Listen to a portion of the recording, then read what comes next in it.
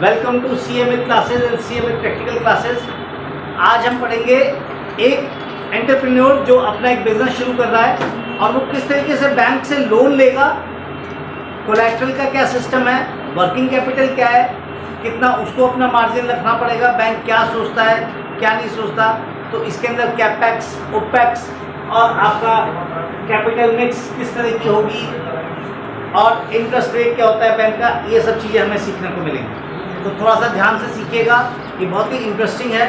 ठीक है, सब बच्चों को समझ में आएगा कि हम इसमें देख क्या रहे हैं। इसको भी मैं जनरल एंट्री से नहीं लिंक कर रहा क्योंकि अपने आप में क्लास बहुत बड़ी हो जाएगी, तो इसको ध्यान से समझिएगा। देखिए, ये हमारा एक एग्जाम्पल है जिसके अंदर हम एक शोरूम खोलना चाह रहे हैं। किस चीज़ का शोरूम है वो हमारा? मतलब इलेक्ट्रिकल अप्लायंसेस का है, जिसके अंदर हमारे रेफ्रिजरेटर्स आएंगे, हमारे एयर कंडीशनर्स आएंगे, टीवीज आएंगे और वॉशिंग मशीन्स आएंगी और कुछ और बड़े बड़े आइटम्स हम उसके अंदर ले सकते हैं। ठीक है, हार्ड डिश वॉशर्स ले सकते हैं, OTGs ले सकते हैं, काफ़ी कुछ है। ठीक है, तो अगर हम उसका एक शोरूम खोलते तो हमने सोचा क्योंकि ये चीज़ें थोड़े से अमीर आदमी लेते हैं, तो ऐसे अमीर आदमियों को क्या चाहिए, जगह बड़ी चाहिए और चीज़ें ज़्यादा होनी चाहिए। तो उसके लिए वो क्या करेंगे, हमें जो शोरूम लेना है वो छोटा नहीं होगा, वो कम से कम 2000 स्क्वायर फीट का शोरूम होना चाहिए। 1000 स्क्वायर फुट का भी छोटा पड़ जाता है क्योंकि फिर आपको स्टॉक रखने की दिक्कत होती है।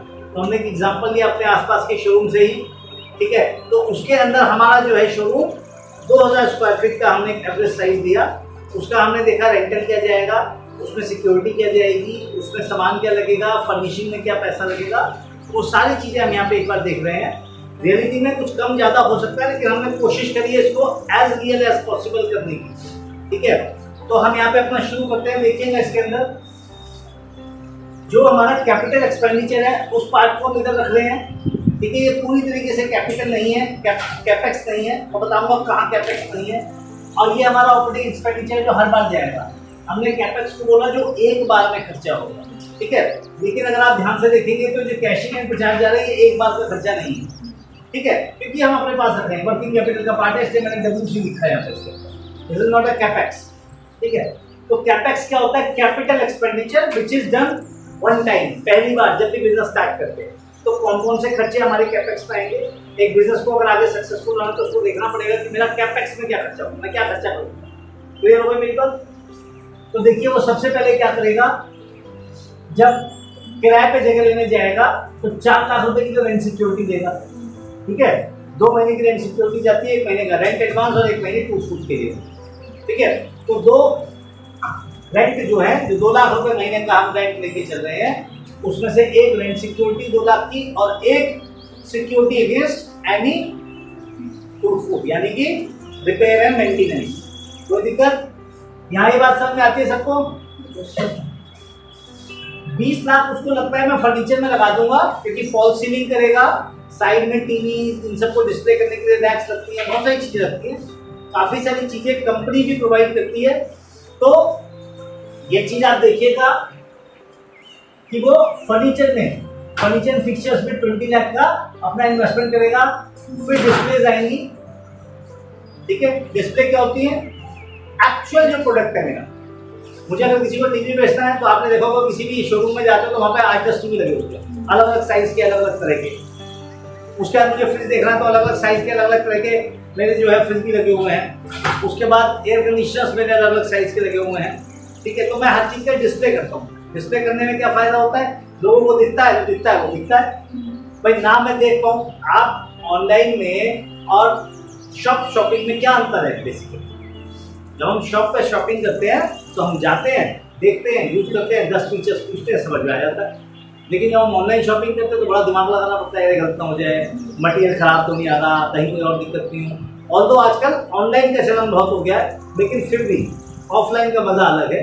जाएंगे, घूमेंगे फिरेंगे, थोड़ा सा अच्छा भी लगता है। हर चीज़ घर में बैठ के कोई शॉपिंग नहीं करना चाहिए। ठीक है, तो अगर हम एक शोरूम खोल रहे हैं तो उसके अंदर हमें सब चीज़ों का ध्यान रखना है। तो 20 लाख रुपया कोई बहुत ज़्यादा नहीं है। एम्बियंस पे खर्चा करना पड़ता है, सजावट पे खर्चा करना पड़ता है, बढ़िया फॉल सीलिंग होगी, लाइट्स होंगी, तो मतलब ये 20 लाख कोई बहुत बड़ा अमाउंट नहीं है, आराम से खर्चा हो जाता है। 2000 स्क्वायर फीट पे शोरूम को हमने 2 पार्ट्स में डिवाइड किया। बैक पार्ट को हमने मान लिया कि हम वहाँ पे अपना स्टोरेज कर रहे हैं और फ्रंट पार्ट पे हम अपना डिस्प्ले कर। कोई दिक्कत यहाँ पे? एडवर्टीजमेंट एंड बैनर, जब कोई भी शोरूम में खोलता हूँ तो उसके बाहर पे जो उसका फ्रंट है उसके ऊपर मुझे एडवर्टीजमेंट करना पड़ता है, बैनर्स अपने लगाने पड़ते हैं जो स्टार्टिंग के, जो एक ही बार की इन्वेस्टमेंट है। बार बार के फ्रंट में डिस्ट्रीब्यूशन करना ये करना हो तो बाद के काम, लेकिन स्टार्टिंग के जो मेरे बैनर्स हैं वो मेरे यहाँ पे इनिशियल एडवर्टीजमेंट एंड बैनर्स में कवर हो जाते हैं। क्लियर? तो उसमें मेरा 2 लाख रुपया खर्च होगा। देन मैं आता हूँ कमर्शियल व्हीकल। ठीक है, तो कमर्शियल व्हीकल का क्या सीन है? अब अगर मैं इतना बड़ा शोरूम लेके बैठा हूँ तो भाई माल कोई मुझसे खरीदेगा, कोई फ्रिज खरीदेगा, कोई टीवी खरीदेगा, कोई वॉशिंग मशीन खरीदेगा। ये छोटी चीज़ें तो है नहीं, बड़ी चीज़ें हैं, कार्स में भी नहीं आती कई बार। तो उसके अगर मुझे वहाँ पहुँचानी है तो मैं कैसे पहुँचाऊँगा? तो मेरे पास कोई हाथ का रिक्शा भी होता है, एक मोटर ड्रिवन रिक्शा भी होता है। ठीक है बेटा, तो हमने फिर क्या लिया है? कमर्शियल व्हीकल लिया, जो करीबन हम एक्सपेक्ट कर रहे हैं 8 लाख के करीब का आएगा। उसके बाद हमारे कैमरा लगेंगे करीबन 50,000 के। 50,000 की काफ़ी बड़ा शोरूम है, तो बाहर भी अंदर भी कि चोरी ना हो जाए उसको पकड़ने के लिए, कोई और दिक्कत ना हो जाए उसको पकड़ने के लिए। कंप्यूटर लगाएंगे 50,000, आजकल इससे कम का आता नहीं है। और भी चीज़ें होंगी, लाइक प्रिंटर भी चाहिए तो कंप्यूटर प्रिंटर आराम से आता है, 40 का कंप्यूटर 10 का प्रिंटर आप ले लीजिए, आराम से मिल जाएगा। अब ये जो पार्ट है 45, ये एक्चुअली में कैपेक्स नहीं है। यानी कि अगर आप कैपेक्स की बात करोगे तो कैपेक्स ये है, ये मेरी वर्किंग कैपिटल का पार्ट है। ठीक है, तो हमने यहाँ पे लिया क्यों? हम ये देखना चाह रहे थे कि अगर मैं बिजनेस शुरू करूँ तो मुझे पैसे की कितनी जरूरत है। तो ये जो है, ये मेरा जो है इनिशियल एक्सपेंडिचर है। इसमें से अगर मैं कैपेक्स की बात करूँ तो कैपेक्स मेरा 95 हटा दो तो कितना बचता है? 55 लाख मेरा कैपेक्स बचता है। ठीक है, कोई दिक्कत यहाँ पे अच्छी से समझ में आई बात की आई? साइज हमारा 2000 स्क्वायर फीट का है। तो जब हम यहाँ पे आते हैं तो हमने अपने कैपेक्स को दोबारा चेंज किया, क्या आ रहा है हमारा 45, तो हमने मान लिया 50 लाख के करीब आ रहा है। ठीक, और ओपेक्स जो है ऑपरेटिंग कैपिटल के लिए जो हमें चाहिए वर्किंग कैपिटल वो हमारा 95, टोटल 145 हमने लिया। यहाँ मेरा 150 है तो मैं इसको उठा के 100 भी कर सकता हूँ। ठीक है बेटा, ये अगर हम 100 कर ले तो ये मेरा 150 हो जाए। कोई दिक्कत, कोई परेशानी यहाँ तक? किसी को कुछ पूछना है, समझना है, वही कोई कंफ्यूजन? तो मैंने देखा कि अगर मैं इनिशियल अपना पैसा खर्च करता हूँ तो जो वन टाइम इन्वेस्टमेंट है वो मेरी वन टाइम इन्वेस्टमेंट कितनी बैठ रही है? 50 लाख। उसके बाद माल भरने के लिए मुझे 45 चाहिए, तो मुझे 50 किस लिए चाहिए? ये बहुत इंपॉर्टेंट एरिया है, इसकी एक्चुअल में मुझे कोई डायरेक्ट जरूरत नहीं है। लेकिन बेटा कोई भी बिजनेस करने से पहले हमारे पास एक ईज ऑफ माइंड होना चाहिए। अगर बिजनेस में कैपिटल कम है तो हमें बहुत नुकसान होता है। कारण कि हमारे डेली के खर्चों के लिए पैसा ही नहीं, क्योंकि माल बिकेगा तो पैसा आएगा ना, माल बिका ही नहीं तो क्या होगा? आपको समय देना पड़ेगा। तो यू हैव टू वेट। तो वो वेट के लिए आपके पास पैसा होना चाहिए ना। तो ये जो 50 लाख है, ये हमने एक्सपेक्टेशन रखा कि अगर मान लीजिए मेरा बिजनेस 2 महीने 4 महीने 6 महीने नहीं आ रहा तो हम अपनी तरफ से पैसा इन्वेस्ट कर सकते हैं। प्लस मान लो ज़्यादा आ गया हमारे पास बिजनेस, तो हमारे पास कम से कम माल नया खरीदने के लिए, भरने के लिए कोई अपॉर्चुनिटी आ गई कि रेट बढ़ रहे हैं एसी के, तो मैं 1 महीना पहले एसी का स्टॉक भर सकता हूँ, तो वो मुझे एक्स्ट्रा स्टॉक के लिए पैसा चाहिए ना। तो इसलिए हमने एक मार्जिन के रूप में 50 लाख दिया। कई लोगों के पास 50 के बजाय 1 करोड़ भी रखना चाहते। क्लियर हो गया बेटा बात यहाँ पे अच्छी तरह से? तो हमने अपना कैपेक्स बनाया, कैपेक्स मतलब कैपिटल एक्सपेंडिचर, जो 50 लाख है, ये बनाया हमने अपना ऑपरेटिंग एक्सपेंडिचर, वर्किंग कैपिटल। अब बैंक में हम जाते हैं तो भाई हमें फंडिंग करो। इस केस में हमने देखा था कि बेटे को बाप फंडिंग कर रहा था, तो पिता ने बाद में कह दिया कि बेटा मैं फंडिंग नहीं करना चाहता, और तो मेरे पास है, पर आप बैंक से फंडिंग। ठीक है, बैंक से फंडिंग लोगे तो बैंक आपसे 10 चीज़ें पूछेगा। मैं पिता होने के नाते शायद आपको उतना स्ट्रिक्ट ना हो, लेकिन बैंक तो आपको छोड़ेगा नहीं ना, बैंक तो आपसे सब चीज़ें मांगेगा। तो वहाँ पे हमें क्या करना है? ये सिनेरियो देखना है कि पिता और बैंक दोनों को हम किस तरीके से मैनेज करेंगे, कहाँ फायदा कहाँ नुकसान। तो इस पर हम थोड़ा सा देखें तो पिता से पैसा तो आराम से मिल गया, कोई दिक्कत नहीं। बैंक से पैसा मिलने में थोड़ी तकलीफ हुई। जब पैसा मिलने में तकलीफ हुई तो पहला सबक, पैसा आराम से नहीं मिलता। तो एक सबक बेटे को मिला और एक सबक एंटरप्रेन्योर को मिला कि पैसा बड़ी मुश्किल से लिया जाता है। और पैसा लेने के बाद बैंक आपसे 10 चीजें मांगेगा। तो जिसने पैसा दिया वो ब्याज तो ले रहा है आपसे इंटरेस्ट, लेकिन फिर आपसे स्टॉक स्टेटमेंट क्यों मांग रहा है?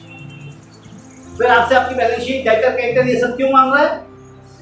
कारण देखना चाहते हैं कि जहाँ पैसे दे रहा हूँ वो मुझे दे नहीं सकता है। वो मुझे वापस पैसा देगा कि नहीं देगा? पता लगा मैंने तो पैसा लगा दिया, दे भी दिया, बंदे ने पैसे को कहीं पे उधार बांट दिया, कुछ कर दिया, लेके भाग गया, वो मैं बर्बाद हो जाता। तो बैंक के पास पैसा अपना नहीं होता, बैंक के पास हम जैसे लोगों का ही पैसा जरूर होता, पब्लिक का पैसा है। तो बैंक बड़ी सोच समझ के देता है। बैंक मैनेजर को जॉब सबको अच्छी लगती है, उस बेचारे की जॉब सर पे तलवार लगती रहती है उसकी हमेशा गर्दन पे। पैसा उसको जो भी मिलता है बहुत अच्छा भी नहीं मिलता, 90,000, 1 लाख, अब आज 1.5 लाख मिल रहा है, 2 लाख मिल रहा है, लेकिन वो इतना ज़्यादा पैसा कभी भी नहीं होता कि उसकी वो सुख चैन जो छिनता है। हमें सबको लगता है बैंक मैनेजर बड़े मजे करते हैं, ऐसा नहीं होता। उनका सुख चैन बड़ा छीना होता है। कारण पता नहीं जिसको लोन दिया तो उसको पेमेंट वापस करेगा नहीं करेगा। भाई ये सब चीज़ें कौन देखेगा? हमें देखना है ना, उसको मैनेजर को देखना है ना। आपको मैं बता दूं, रिटायरमेंट के बाद भी मैनेजर के गर्दन पे तलवार लगती रहती है कि आपने वो लोन किया था, उसमें आपके पेपरों में ये कमी पाएगी, आपने ये पेपर क्यों नहीं दिया? तो उनको उसका जवाब देना पड़ता है, आके बताना पड़ता है। बहुत मुश्किल काम है, इट्स नॉट ईजी। इसको आसानी में, आराम में ना लें।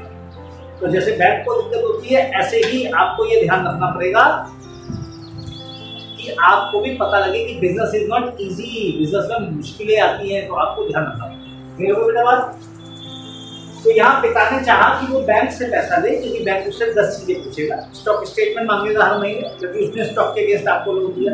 मशीनरी का इंस्पेक्शन करेगा, भाई मशीन कहाँ है, आप अचानक मशीन भी नहीं बेच सकते, चीजें भी नहीं बेच सकते, तो सब बैंक के द्वारा गिरवी रखी गई है। आपको ये भी एहसास होगा कि जो पैसा देता है उसका अपर हैंड रहता है और वो बहुत कंट्रोल करना चाहता है। तो ये सब चीज़ें जब आपको सीखने को मिलेगी तो आप आगे ग्रो अच्छा करोगे। तो ये पिता का एक अपने बच्चे के लिए था कि मैं उसको डायरेक्ट नहीं देना चाहता पैसा, और दो he has the capability of giving. और बैंक भी क्यों देगा? बैंक कहता है भाई why should I give it? तो बैंक यहाँ पर बहुत सारी चीज़ें देखना चाहता है कि भाई मैं ये पैसा जो दे रहा हूँ इसके पीछे आप मुझे क्या दोगे, कंडीशंस क्या है। तो पहली चीज़ वो क्या देखेगा आपसे? सिक्योरिटी। सिक्योरिटी के रूप में हम क्या दे सकते हैं उसको?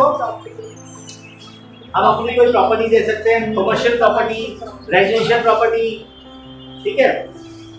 हम उसको कोई अपना मकान, घर, कहीं का भी वो दे सकते हैं। जनरली हमारे पास जो आता है प्रॉपर्टीज होती हैं जो गांव की जमीन है या लाल डोरे की जमीन है, वो हमें बैंक नहीं रखता, ठीक है। बैंक हमेशा ऐसी प्रॉपर्टी रखना चाहता है जिसको वो आराम से सेल कर सके, जिसमें दिक्कतें ना हो। गांव वगैरह की लाल डोरे की जमीन जिसको हम कहते हैं, उन पर बैंक फंडिंग नहीं करता, तो ये भी हमें ध्यान रखना पड़ेगा, ठीक है। जब आप काम कर रहे हैं और आप मान लीजिए किसी कंपनी के अंदर काम कर रहे हैं, मालिक आपसे पूछता है हाँ जी ये लोन लेना, बेटा बताओ इसके अंदर क्या करना है, ये बताओ ये इसमें क्या करना है, तो आपको उनको बताना पड़ेगा कि भाई इसमें हमें ये चीज़ों की जरूरत हो सकती है।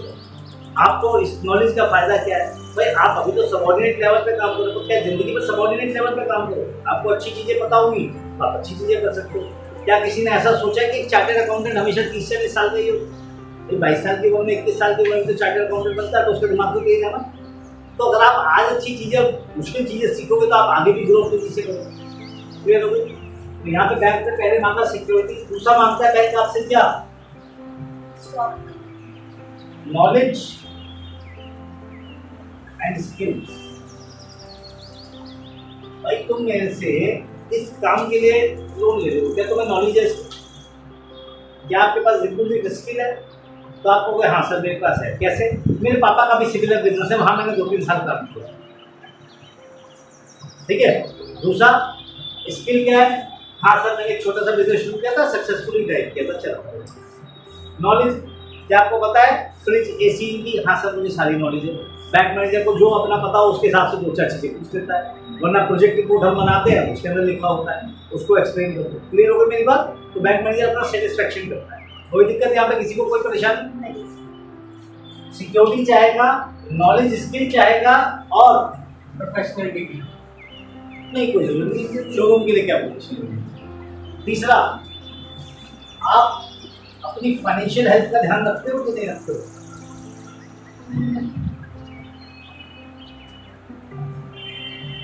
CIBIL CIBIL rating.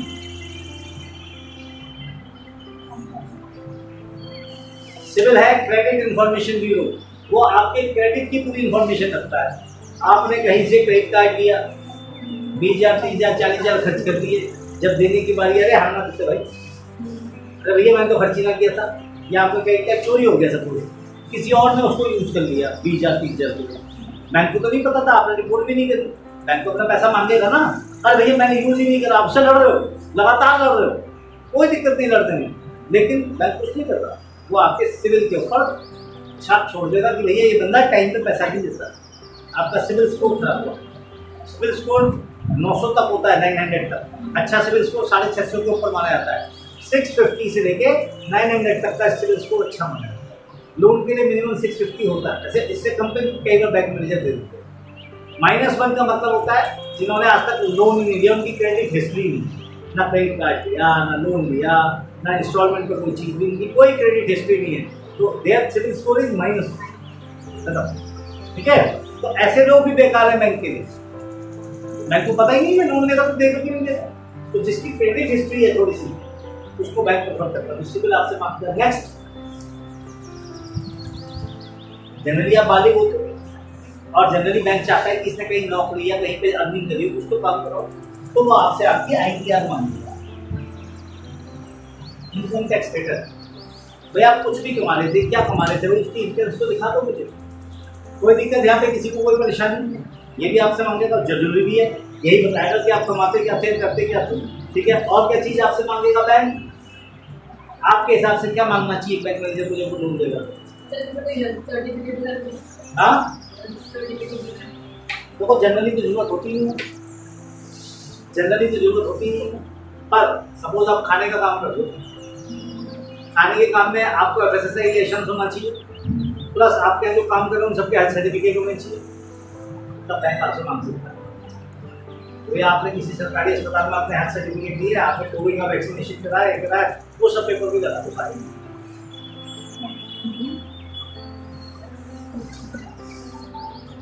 बहुत अच्छा क्वेश्चन है। ठीक है, अगर आप कोई स्पेशलाइज काम करना चाहते हो जिसके लिए आपको लोन चाहिए, तो क्या आपके पास वो स्पेशलाइज काम की स्पेशलाइज डिग्री है? बैंक के नाम से। ठीक है, एक नॉर्मल 10वीं पास बंदा, एक नॉर्मल ग्रेजुएट और एक MBA या कोई प्रोफेशनल चार्टर्ड अकाउंटेंट या कुछ फर्क है। जितने आप प्रोफेशनल और इंटेलिजेंट होगे उतना आपको लोन आसानी से मिलेगा, और आपकी रेटिंग हाई होगी तो आपके पास इंटरेस्ट रेट भी कम हो जाएगा, आपका ब्याज भी कम हुआ, आपकी रेटिंग भी ज़्यादा होगी, लोन की टर्म्स एंड कंडीशन भी आपके लिए फेवरेबल होगी। क्लियर है बेटा बात यहाँ पे अच्छी तरह से? तो ITR होनी चाहिए, और अगर आपके पास कोई रिक्विजिट क्वालिफिकेशन है, जिसको हम नॉलेज में लिख लेते हैं, यहीं पे लिख लेते हैं क्वालिफिकेशन।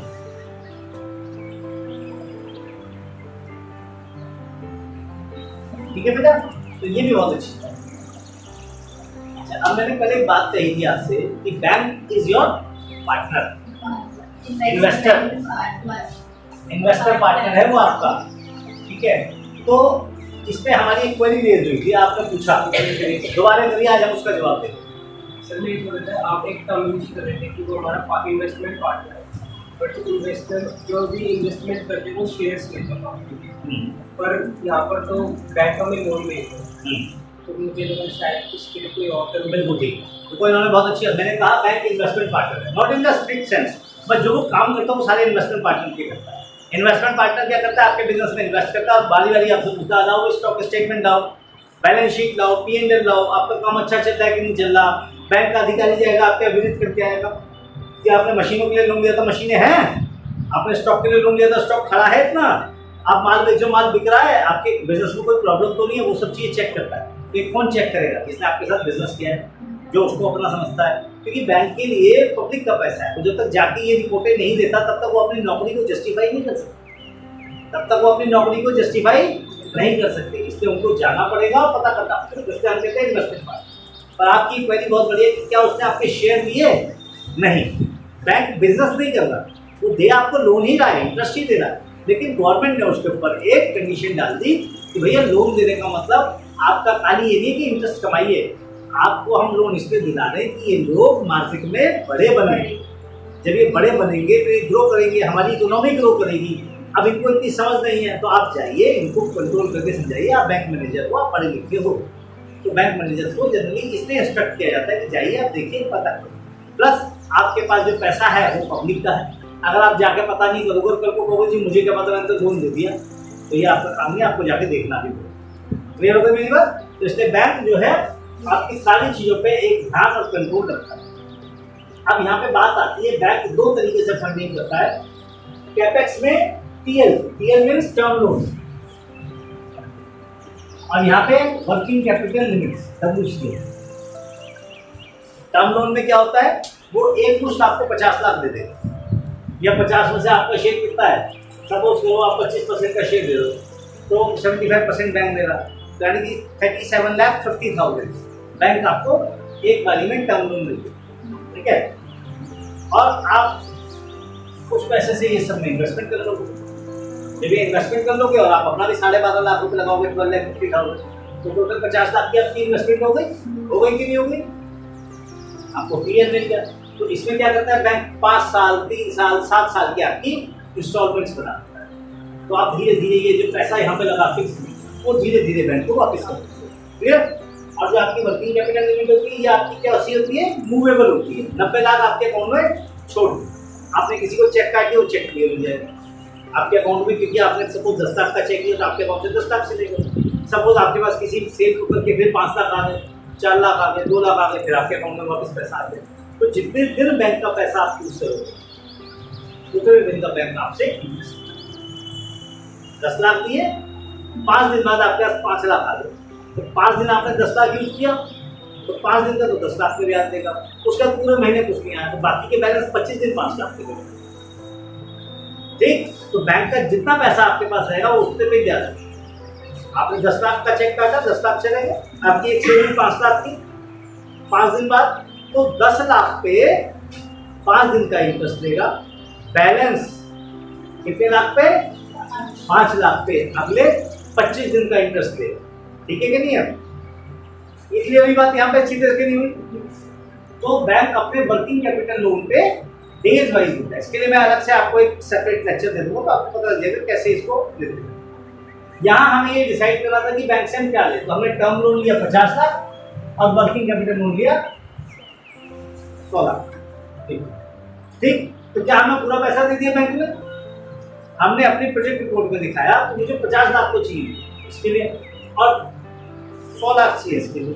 हमने कहा कि इन दो चीजों के लिए बैंक फंडिंग नहीं करता, रेंट सिक्योरिटी 4 लाख और एडवर्टीजमेंट 2 लाख। तो जब मेरी लोन की फाइल प्रोसेस हुई तो बैंक ने कहा भाई साहब आपके 50 लाख में से 6 लाख तो आप हटा दो,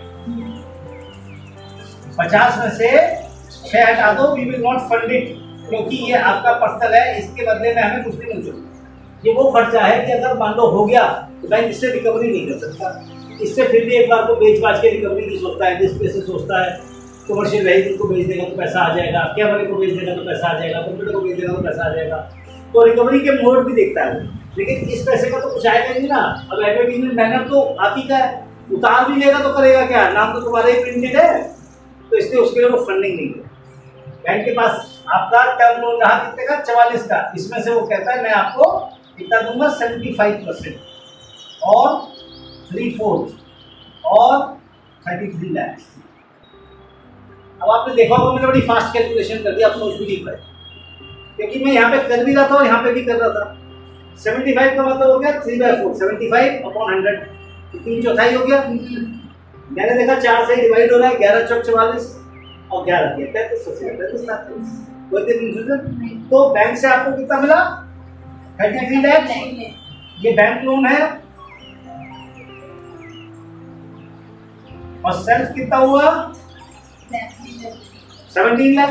ये आपको तो 85 चाहिए थे ना, तो 17 आपकी तरफ से आ गए। कोई दिक्कत बेटा, कोई कंफ्यूजन? अगर आप इस कैटेगरी में देखिए यहाँ पे 25% आपसे ना, अगर यही कैटेगरी ये वाली होती 33 और 67 वाली तो क्या होता, तो बैंक इसका आपसे कितना फंडिंग करता, 67%। आप कैलकुलेटर में कैलकुलेट कर लीजिएगा, आपको 67% आता, ठीक है। और अगर आपका 10% का होता तो बैंक आपको 90% फंडिंग करता है, यानी कि 4,40,000 आप लगाते, ठीक, और बाकी का पूरा पैसा यानी कि 39,60,000 बैंक। कोई दिक्कत? कोई परेशानी यहाँ पे? अब एक बड़ी इंपॉर्टेंट बात होती है कि अगर आप बैंक से लोन लेते हो तो बैंक आपसे क्या एक्सपेक्ट करता है? बैंक कहता है देखो भैया तुम छोटे लोन ले रहे हो, तो छोटे लोन में हम टर्नओवर के हिसाब से मानेंगे कि आपने कमाई करी। तो हमारा सीधा सा सिस्टम है कि आप हमसे जो भी लोन लेंगे उसका लगभग 5 आपको टर्नओवर चाहिए। If you have taken a loan of working capital 100, working capital की बात करूँ मैं, टर्म लोन की बात नहीं करूँ, तो वर्किंग कैपिटल का लगभग 5 गुना आपको हमें टर्नओवर में देना ही देना है। यानी कि 1 करोड़ का 5 करोड़ आपको देना है। तो बैंक हमें 5 करोड़ की क्या मांगेगा? एक्सपेक्टेशन मांगेगा। कोई दिक्कत यहाँ पे? ठीक है, उससे कितने की एक्सपेक्टेशन है? 5 करोड़ की एक्सपेक्टेशन। अगर आपका टर्नओवर 5 करोड़ नहीं होता, कम होता है, तो बैंक आपसे 4 क्वेश्चन ले सकते हैं। भाई साहब क्यों नहीं कर रहे आप? आपका टर्नओवर नहीं होगा। अगर आपका टर्नओवर नहीं होगा तो आप एक काम करो, अपनी वर्किंग कैपिटल लिमिट कम करा लो जितना आप टर्नओवर करते हो। सपोज करो आपने 2.5 करोड़ का टर्नओवर करा, अगले साल बैंक में आपने 2.5 करोड़ का टर्नओवर करा, तो एक काम करो, जो अपनी लिमिट को जो है ना 50 लाख कर लो। आपको जरूरत नहीं है इतने पैसे। अगर आपको 100 करोड़ चाहिए तो 5 करोड़ का टर्नओवर करो, 50 का मत करो, बता 2.5 करोड़ का मत करो। क्लियर हो गया? क्योंकि बैंक कहता है मेरे द्वारा दिए हुए लोन को आपको 5 बार घुमाना है, कम से कम 5 गुना उसका टर्नओवर होना चाहिए। क्लियर हो बेटा? आप यहाँ पे चीज से कोई कंफ्यूजन यहाँ पे? अब एक आती है बात कॉस्ट ऑफ कैपिटल। आपकी एक्सपेक्टेशन में बैंक आपसे क्या लेगा? तो ये लास्ट पार्ट है हमारा कॉस्ट ऑफ कैपिटल, जो छोटा सा पार्ट है ये, इसको मैं आपको और सिखाने की कोशिश कर रहा हूँ। ठीक है बेटा, ये कॉस्ट ऑफ कैपिटल का एक पार्ट है जिसको हम सिखाने की कोशिश कर रहे हैं। कॉस्ट ऑफ कैपिटल क्या है? बैंक आपसे क्या रेट ऑफ इंटरेस्ट लेता है, क्यों लेता है, कैसे लेता है, उसके पीछे उसका फंडा क्या है। बैंक आपसे जो ले रहा है वो क्या ले रहा है, क्यों ले रहा है, उसके पीछे फंडा क्या है, बताइए।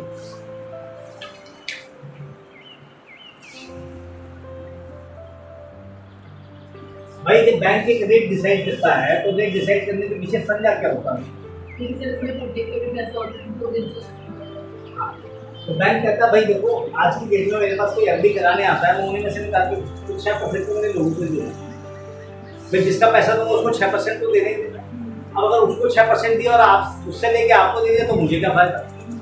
तो बैंक क्या करेगा, इसमें 1 से 2% अपना जोड़ देता है, खर्चे पानी का, सबका कमाई का सब। उसके बाद कहता है अब हम आपको इसको हम कहते हैं, एक बैंक का होता है, एक होता है LIBOR, LIBOR, London interbank operating rate, London interbank offer rate. ठीक है, तो एक बैंक जो दूसरे बैंक को पैसा देता है, उसमें एक बैंक दूसरे बैंक से क्या रेट मांगता है, हम उसकी बात करते हैं। ऐसे ही इंडिया के अंदर RBI हमें एक रेट डिसाइड करती है। ठीक है, मिनिमम बैंक का लैंडिंग रेट होता है कि इसके ऊपर आप दोगे। जैसे सपोज 8% है, तो बैंक ने डिसाइड कर दिया RBI ने कि कोई भी बैंक का जो भी रेट रहेगा वो 8+ होगा। अब क्या होता है, अगर आपने सेफ और सिक्योर लोन लिया, जैसे हाउसिंग है, तो कहेगा 8+0.5, कोई बैंक देगा 8+0.6, कोई देगा 8+0.75। सपोज आपने कोई बिजनेस दिया जो अच्छा बिजनेस है, सिक्योर है, अच्छा है, या बैंक को या गवर्नमेंट उसको बढ़ावा देती है, तो कहेगी उस बिजनेस लोन के लिए 0.9 यानी कि 8.9 या 1% एक्स्ट्रा कर दो या फिर 2% एक्स्ट्रा कर दो। ठीक है, तो डिपेंड करता है कि आप कितना सिक्योर्ड बिजनेस करोगे। जितना ज़्यादा सिक्योर्ड आप बिजनेस करोगे उतना आपका रेट जो है सिक्योर्ड में घटेगा, और अगर अनसिक्योर्ड होगा, रिस्की बिजनेस होगा, तो ये रेट बढ़ जाएगा। आप देखिए जो NBFC है, नॉन बैंकिंग फाइनेंशियल कॉर्पोरेशन या प्राइवेट बैंक, वो आपसे जनरली, या प्राइवेट लोन जब आप लेते हो तो आपसे जनरली बहुत मोटा रेट देते हैं, 12%, 13%, 14%, 15%, 18%, 24% हो जाता है। लीगल जो रेट है वो 24% होता है। ठीक है, अगर आप किसी की पेमेंट नहीं करते तो बैंक जो है उस लेट पेमेंट पे जो क्रेडिट कार्ड है तो 36% लेता है, यानी कि 3% पर मंथ, बहुत महंगा है। ठीक है, तो इसलिए क्रेडिट कार्ड वगैरह को भी यूज़ करना थोड़ा सा ध्यान से करना चाहिए। तो यहाँ बैंक आपसे ज़्यादा रेट कब लेता है, जब आप उसको सिक्योर्ड नहीं लगते। ठीक है। यहाँ पे बैंक दो चीज़ों के, सरकारी बैंक आपको बहुत कम रेट पे लोन देता है क्योंकि वो आपको ग्रो करना चाहता है, लोगों का पैसा लोगों को दे दे, उसका काम है, इसका पैसा नहीं है इसको दे दे बीच में, क्योंकि वो बंदा काम कर रहा है, उनके खर्चे पाने के लिए उसको पैसा चाहिए, वरना एक पैसे को लेकर दूसरे पैसे को लेकर सिक्योरिटी रखनी है, सब कुछ रखना है, कोई मार ले पैसा तो वो जो मार्जिन बीच में रखता है बैंक उसी की उसके लिए रखता है। क्लियर हो गई मेरी बात? अच्छी तरह से क्लियर हो गई? ये समझ में आई आपको बात? बेटा कॉस्ट ऑफ कैपिटल क्या है? तो बैंक आपको हमेशा 8+ 9+ का ही रेट देगा। रीजन है उसका क्या? क्योंकि उसको देना भी है फ्लैट रेट पे, प्लस अपना रिस्क भी कवर करना है, कमाना भी है, सब कुछ करना है। क्लियर होगा मेरी बात? अच्छी तरह से सब बढ़िया, ठीक है। यहाँ मेरे ख्याल से हमने सारे पॉइंट्स लगभग कवर कर दिए हैं। कैपेक्स ओपेक्स, कैपेक्स ध्यान रखिएगा इसके अंदर से 50 लाख का है, ओपेक्स आपका फिर 1 करोड़ का है, ये मैंने पूरा खर्चा लिया है, ठीक है। तो कैपिटल एक्सपेंडिचर, ऑपरेटिंग एक्सपेंडिचर, ये मेरा ऑपरेटिंग एक्सपेंडिचर था, इस पार्ट को हमने एक्सप्लेन नहीं किया। रेंटल हमें 2 लाख रुपये महीने का देना है, 2 सेल्समैन है हमारे पास, 1 डिलीवरी बॉय है, 1 अकाउंटेंट है, 1 पियोन है, सबका खर्चा मिला के 1 लाख रुपये महीना है। 1 लाख में और खर्चे मान लेता हूँ, कोई आ गया, चाय पानी, बिजनेस प्रमोशन, कहीं कोई कुछ भी करना है, बहुत सारे खर्चे आ जाते हैं, तो 1 लाख नंबर होते हैं, तो हमारे 4 लाख रुपये महीने के खर्चे, ठीक है। ये हमारे ऑपरेटिंग एक्सपेंडिचर है।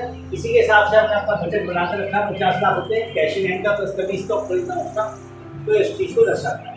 इसको प्रेजेंट हम करते हैं किस चीज़ में? उसको हम कहते हैं प्रोजेक्ट रिपोर्ट। 1 साल जब आपको लोन मिल जाता है और आपका चला जाता है, तो उसके बाद जो भी जाती है वो CM में डाटा कहलाते हैं, credit monitoring analysis data, CM में डाटा, ठीक है। तो इसी के साथ हम अपनी क्लास एंड करते हैं, CM in classes and CM in practical classes की। होप ये क्लास आपको पसंद आई हो। मैं आपसे कमेंट जरूर चाहूँगा, किसी को कुछ सीखना हो, कोई नया टॉपिक ऐड करना हो तो मुझे भेजें कमेंट में, तो हम उस टॉपिक को भी लेके आगे वीडियोस बनाएंगे। तो आप सबसे गुजारिश है कि आप इसको अच्छी तरह से देखें, लाइक शेयर सब्सक्राइब करें, राइट में बेल आइकन है उसको दबाएं और अपने दोस्तों के साथ भी इसको शेयर करें। Thank you.